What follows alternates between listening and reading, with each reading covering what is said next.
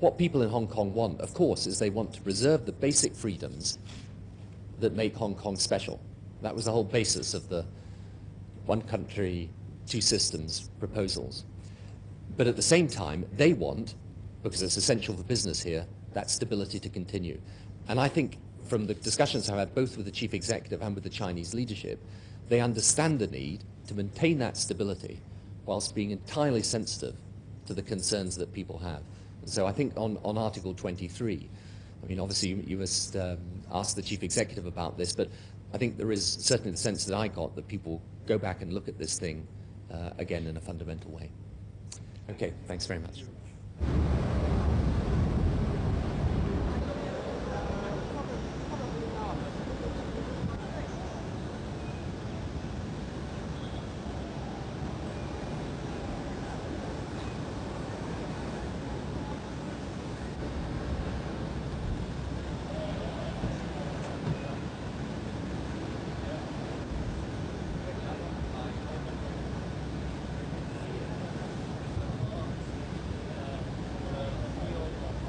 Hi, Mr. Blair, how are you?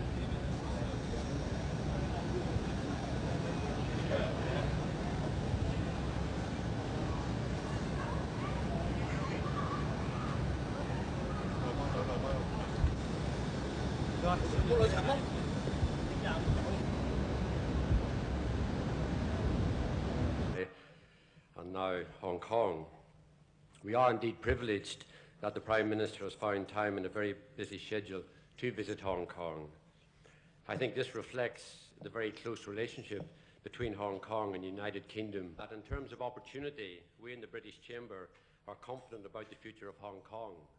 So the joint declaration between the UK and China foresaw the maintenance of the traditional freedoms of Hong Kong, whilst Hong Kong adopted the basic law drawn up by China, which envisaged progress over time towards greater democracy. Over the past few months, the difficulty of reconciling these issues has surfaced in an acute form over the proposals on Article 23.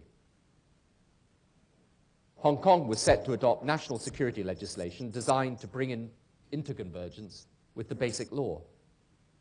And some people in Hong Kong felt it contravened the notion of one country, two systems.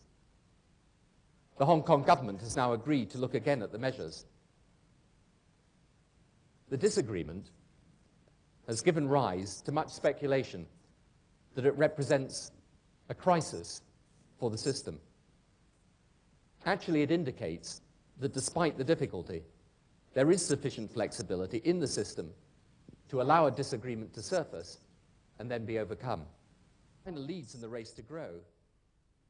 It's not alone in making progress.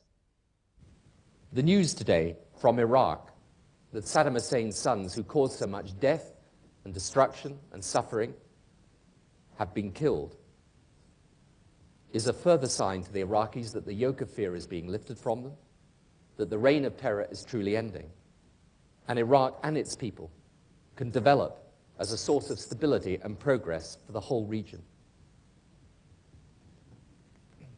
Whatever the differences over the war in Iraq, if Iraq does indeed develop in that way, the consequences for the Middle East, for peace there, and therefore for greater security in the whole of the world, will be enormous and beneficial. And I hope all nations, whatever their differences over the conflict, can work together to make that reality happen in Iraq. If it does, the benefits will be felt by the whole of the world. For any level of growth, globalization leads to a more efficient use of resources.